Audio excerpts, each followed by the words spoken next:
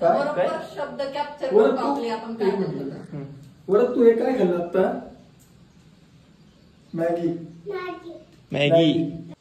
तर चला आता काय सगळं व्यवस्थित आहे. सुट्टी वगैरे झालेली आहे. चेकअपला एक 8 दिवसानंतर बोलवलेलं आहे. नमस्कार मंडळी, कसे आहात तुम्ही? तर स्वागत आहे तुमचं माझ्या युट्यूब चॅनल मध्ये. बघा एक तर माहिती आहे का 4 ते 5 दिवस झाले युट्यूबला गॅप पडला व्हिडिओचा. त्यात माहिती आहे का जालन्याचे लोक आहे ना मधात हात घालते हे करते. चालू आहे आज चालू आहे आता नाश्ता जवळपास. मोबाईल कुठे तुमचा? जालन्याच्या लोकांचा टाइम बघा तुम्ही. 11:30ला चहा पाणी झाले, बिस्किट झाले आणि आता कुठं नाश्त्याची तयारी झाली. नाश्त्यामध्ये ना एकदम जड नाश्ता आहे. जड नाहीये मॅगी. मॅगीला काय टाकायचं माहितीये का? हे बघ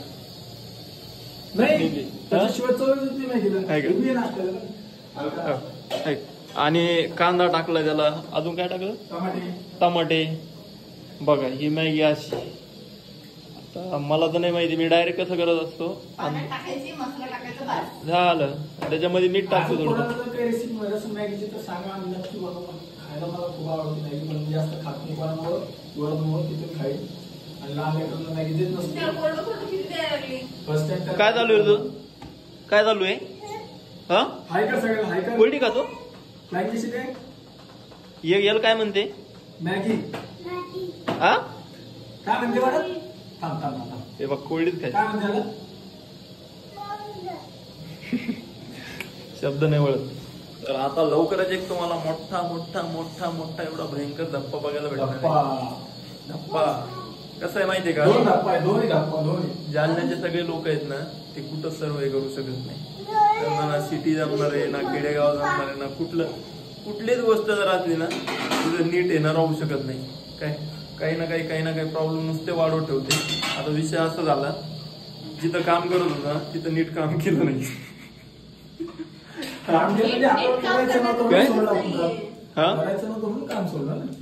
अरे करायचं नव्हतं ते बरोबर भैया, पण आता प्रॉब्लेम किती मोठा झाला. हार्डवर्क करून जेवढे पैसे भेटायला लागले तेवढंच तू बसल्या कमवू शकतो. तू कशाला हार्डवर्क करशील? कशाला शेतात राहशील? ही काय अशी गोष्ट झाली का यार? पण मी काय म्हणतो, ते कसलंही काम असू दे, हार्ड असू किंवा सिम्पल असू, जिथं काम करायला तिथं व्यवस्थितच काम झालं पाहिजे. एवढेच पैसे तिथे मिळाले, तेवढेच पैसे मिळाले, काय करणार? ते चूज. तर विषय कसा झाला माहिती का? कामावरती होतो, काम व्यवस्थित माझं झालं होतं. माझी सुट्टी थोडंफार झालं असतं त्रास त्यांना, तर पेमेंट माझं भेटलं. पण त्यातले पण पुढचा नाटकी करतोय काय काम सोडल्यामुळे अर्धीच पेमेंट द्यायला लागला. असा काही विषय झालेला आहे. पेमेंटचा काही विषय नाही. मी काल बोललो, पण एवढं बोललो मी त्यांना, जिथं माझं चुकत नाही तिथं मी चुकत नाही. तुम्हाला काय कुठं चालायचं, कस्टमरच्या घरी चालायचं, कस्टमरच्या घरी चालायचं. काम कोणी केलं, काय केलं, सगळं काही माहित पडलं. बाकीचं राहिलं, त्यांना वाटलं होतं यांनी कशाचा रेकॉर्ड ठेवलाय, कारण त्यांच्या आयडीवर काम केलं होतं ना. त्यांना वाटलं कशाचा रेकॉर्ड ठेवला, काय केलंय. मी कस्टमरच्या नावासहित त्यांच्या इथं कसलं काम केलं हे सुद्धा मी रेकॉर्ड मध्ये माझ्या ठेवलं होतं. त्याच्यामुळे त्यांची अशी डायरेक्ट नाकेनऊ झडली. अगोदर मला म्हणजे असं दादागिरीच्या भाषेमध्ये बोललं. मी म्हटलं तू बघ मला हलक्यात घेऊ नको. म्हटलं तुला कस्टमरच्या घरापर्यंत नाही, तुम्ही दादागिरीच्या भाषेमध्ये सोबत नको. असा विषय झाला. आणि नंतर सायंकाळी परत मी फोन केला. म्हटलं याला जर माझे पैसे खात असेल तर याला सुखाची झोप करून येऊ द्यायची. रात्री फोन केला तर त्या टाइमला वटणीवर आला म्हणे तुझा जो रिपोर्ट आहे ना म्हणे तो अर्धा दिलेला आहे मी, आणि अर्धा रिपोर्ट देतोय म्हणे कंपनीकडून अजून पैसे आलेले नाही. म्हटलं मी तुमच्याकडे काम करतो ना, कंपनीचा काय संबंध आला? कंपनी तुम्हाला कधी पैसे देईन काय? मग मला डायरेक्ट कंपनीकडे काम करायला जातात नव्हतं. माझं पेमेंट काय आहे ते लवकर क्लिअर करून टाका. म्हणलं मला पैसे लागतात. असा काही विषय झालेला आहे. आता पुढं काय होतं काय माहिती नाही.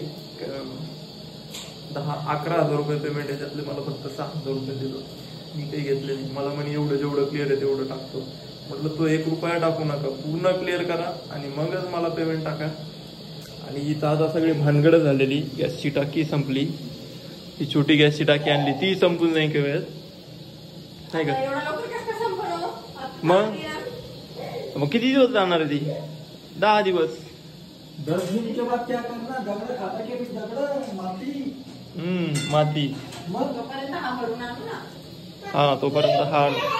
तर असं काय झालेलं आहे, आणि कसं आहे माहिती का, काम व्यवस्थित पण झालं असेल तर पुढच्याला थोडं काय म्हणायचं ते मला, माझा व्हिडिओ ते पण बघतात, बघू द्या. डायरेक्ट म्हणतो मी, माझं जर कष्टाचे पैसे मला भेटत नसेल तर मी हरामाचा पैसा त्यांनाही अंगी लागू देणार नाही.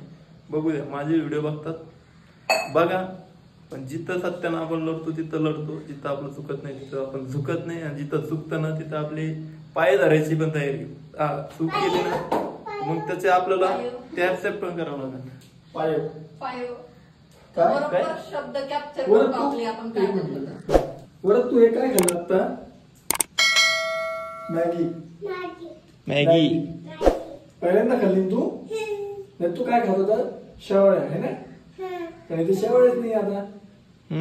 जालन्याला खूप मोठ्या शेवळ्या, तू शेवळ्याच खात होता. तुझा काय झालं हिशोब?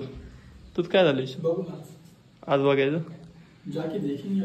हे तर फार लगे डायरेक्ट पेमेंट सोडून निघला होता. राहू द्या मग नाही द्यायचं पेमेंट तुम्हाला तर. सनकी आणि माझं पण सनकी असतं, मी पण तिथून निघलो असतो. दोघांचे पेमेंट निघत होते मग काय, दोघांचे पेमेंट मग तिकडेच लटकत होते ना, आपण निघत होतो डायरेक्ट जालन्याला. निघायचे मला पैसे सोडले नाही माझ्या, काही ना काही कांड करून टाकलं असतो. मला नाही होत सर, कांड करून नाही. माझी एक लिमिट आहे, घरातले भांडणं असो बाहेरच्या असो, मी जेवढं सण होतो तेवढं सहन करतो. नंतर आमचं राहिलं तसं नसतं रे, तसं नसतं रे बाबा. काय होणार आहे तसं करून? अरे पुढचे मला सांग, फुकट नाही बरोबर आहे, पण मग तू तिथं तसं म्हणायचंच नव्हतं ना. आपण काम केले पैसे झुकायचं कशा? बरोबर काम केलं ताटत पैसे. बरोबर आहे. मला काल म्हणून लागलं ना ते फोनवर, मला म्हणे तू जर दुसरीकडे असताना कामाला त्यांनी तुझे पैसे पण दिले नसते. म्हटलं काम केलेले पैसे कोणी देणार नाही आणि मी सोडन असं मला वाटतं. म्हणलं ते मला बाहेर देशात असू का, जालन्यात असू का, मुंबईला असू, पैसे 1 रुपया सोडणार नाही. मग कुठे असू दे, असं नाही की बाहेर आलो म्हणजे इथं राहतो म्हणून तुम्ही पैसे देणार नाही. माझ्याकडे एवढा ठोस प्रूफ होता ना, पुढच्याला काहीच करता येत नाही. मी त्याचे जिथं काम केलं का तिथले सगळे फोटो काढलेले, इन्स्टॉलेशन झालेले, डेट सहित, टाइम सहित, त्यांचे जे वर्क ऑर्डर नंबर असतो त्याच्या सहित सगळ्या गोष्टी आहेत.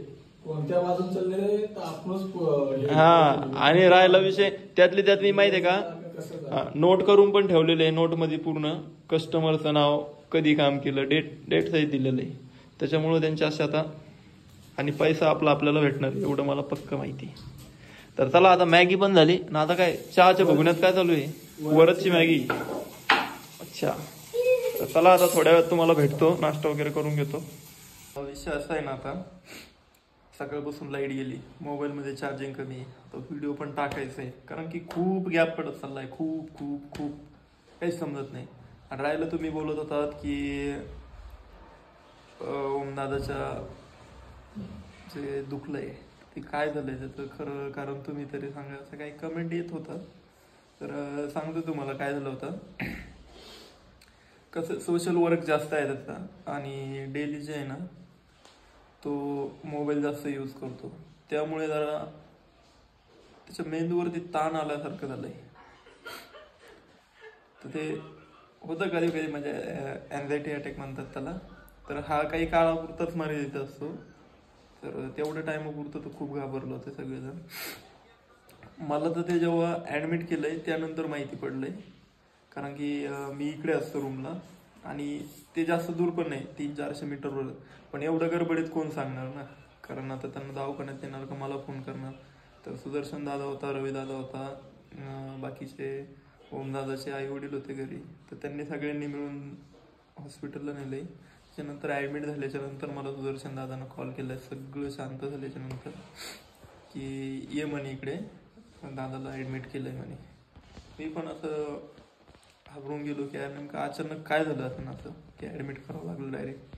जेव्हा गेलो त्या टाईमला बघितलंय तर काही वेळासाठी ICU मध्ये पण टाकण्यात आलं होतं. तर थोडं घाबरण्यासारखंच होतं. आणि ते जास्त व्हिडिओ हे ते आता सगळ्यांना वाटतंय की व्हिडिओ बनवणं तेवढं सोपं आहे. हे व्हिडिओचं आहे तेवढं टेन्शन असतं, सगळ्या गोष्टी असतात, एडिट करणं असो किंवा कॉन्टेंट काय करायचं काय नाही. आणि राहिला विषय, भरपूर चॅनल पण आहेत दादाकडे, सगळ्यांच्या चॅनलवरती लक्ष असतं की जेणेकरून सगळ्यांना व्हिडिओ पण चांगले चालले पाहिजे, ते लक्ष असतं. तर या सगळ्या गोष्टींमुळे हे सगळं घडलंय. आणि थोडं काही प्रॉब्लेम पण आहे. तर तो प्रॉब्लेम आता असतो ना, प्रत्येकाचा एक काही असतो प्रॉब्लेम, तो शेअर नाही करू शकत. तसाही काही प्रॉब्लेम असेल आमच्याशी त्याने जर शेअर केलं असतं तर कदाचित तो दिवस त्याच्या आयुष्यामध्ये आला नसता. तसा सांगायचं म्हणजे, कारण की एक शेअर केलं म्हणजे ते टेन्शन कमी होतं थोडंफार. पण असू द्या, जे झालंय ते देवाच्या कृपेनं सगळं व्यवस्थित झालंय. तर चला आता काय सगळं व्यवस्थित आहे. सुट्टी वगैरे झालेली आहे. चेकअपला एक 8 दिवसानंतर बोलवलेलं आहे. 2-3 दिवसानंतर बोलवलं होतं, तिथे जाऊन पण आलोय. तर हेच कारण होतं दादाला नेमकं झालं काय. तर अशी काही इमर्जन्सी वेळ अशी आली होती सगळ्यांवर. तर या व्हिडिओमध्ये बस एवढंच. भेटतो तुम्हाला पुढच्या नवीन एका व्हिडिओमध्ये. तोपर्यंत सगळ्यांनी काळजी घ्या. आणि आवाज तर मी सांगू शकत नाही, कारण की आता माईक वगैरे लावलेला नाहीये, त्यामुळे थोडाफार आवाज जर कमी आला असेल व्हिडिओमध्ये तर तो ऍडजस्ट करून घ्या. भेटतो तुम्हाला पुढच्या नवीन एका व्हिडिओमध्ये. तोपर्यंत सगळ्यांनी काळजी घ्या. Bye bye.